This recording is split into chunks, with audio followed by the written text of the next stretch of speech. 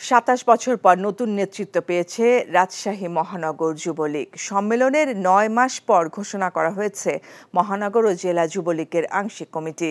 মনিরুজ্জামান খান মনিরকে সভাপতি ও তৌরিদ আল মাসুদ রনিকে সাধারণ সম্পাদক করে ১৪ সদস্যের রাজশাহী মহানগর যুবলীগ এবং মাহমুদ হাসান ফয়সাল সজলকে সভাপতি এবং ইয়াসির আরাফাত সৈকতকে সাধারণ সম্পাদক করে ১৯ সদস্যের রাজশাহী জেলা যুবলীগের কমিটি ঘোষণা করেছে কেন্দ্রীয় কার্যনির্বাহী কমিটি।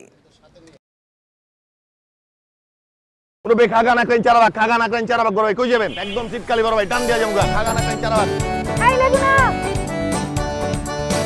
ওস্তাদ গানে প্লাস্টিক ওস্তাদ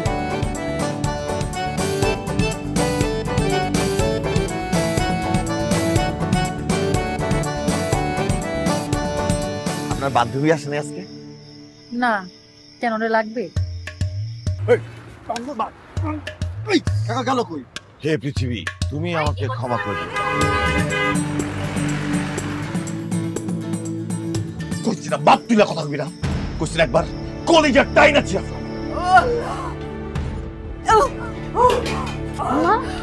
কি হয়েছে?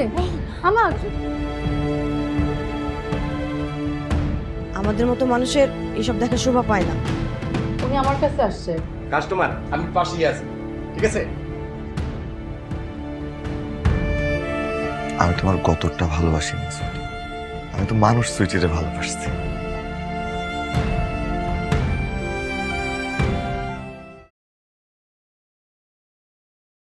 এখন জন্ম সনদ দিয়ে খোলো বিকাশ স্টুডেন্ট অ্যাকাউন্ট। নিজের বিকাশ নিজে কর।